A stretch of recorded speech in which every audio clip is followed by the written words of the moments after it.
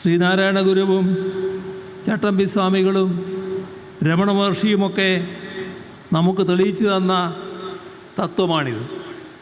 ഇതിൻ്റെ പ്രഘോഷണം നടത്തുന്ന ലോകത്തെ തന്നെ അപൂർവം ക്ഷേത്രങ്ങളിൽ ഒന്നാണ് ശബരിമല.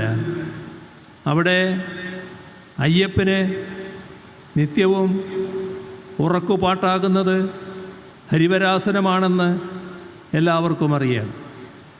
ആ കൃതി ചിട്ടപ്പെടുത്തിയത് നിരീശ്വരവാദിയായ ദേവരാജൻ മാസ്റ്ററാണ്. അത് ആലപിച്ചതാകട്ടെ ജന്മം കൊണ്ട് ക്രൈസ്തവനായ യേശുദാസുമാണ്. സന്നിധാനത്തിലേക്കുള്ള യാത്രാമധ്യേ അയ്യപ്പ ഭക്തന്മാർ തൊഴുതു നീങ്ങുന്നത് വാവർ നടയിലൂടെയാണ്. വാവറാകട്ടെ ഇസ്ലാമാണ്. മധ്യ കേരളത്തിൽ നിന്ന് മല ചവിട്ടാൻ പോകുന്ന അയ്യപ്പ ഭക്തർ ക്രൈസ്തവ ദേവാലയമായ അർത്തങ്കൽ പള്ളിയിലും കാണിക്കയിടുന്നു. ഇങ്ങനെ സർവധർമ്മ സമഭാവനയുടെ പ്രതീകമായി നിൽക്കുന്ന എത്ര ദേവാലയങ്ങളുണ്ട് ലോകത്തിൽ. അങ്ങനെ ആലോചിക്കുമ്പോഴാണ് ശബരിമലയ്ക്കുള്ള പ്രത്യേകത കൂടുതൽ കൂടുതൽ വ്യക്തമാവുക. ശബരിമലയുടെ മതാതീത ആത്മീയത ഒരു അത്യപൂർവതയാണ്.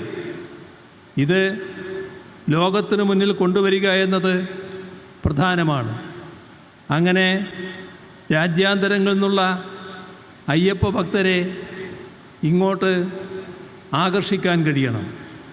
അതിനുതകും വിധം ശബരിമലയുടെ ഭൗതിക സാഹചര്യങ്ങൾ മെച്ചപ്പെടുത്തുകയും ആകർഷകമാക്കുകയും വേണം. മധുരയുടെയും തിരുപ്പതിയുടെയുമൊക്കെ മാതൃകയിൽ ശബരിമലയെയും തീർത്ഥാടക ഭൂപടത്തിൽ ശ്രദ്ധേയ കേന്ദ്രമാക്കി ലോകത്തിനു മുൻപിൽ അവതരിപ്പിക്കുക എന്നതും ഈ അയ്യപ്പ സംഗമത്തിൻ്റെ ലക്ഷ്യമാണ്.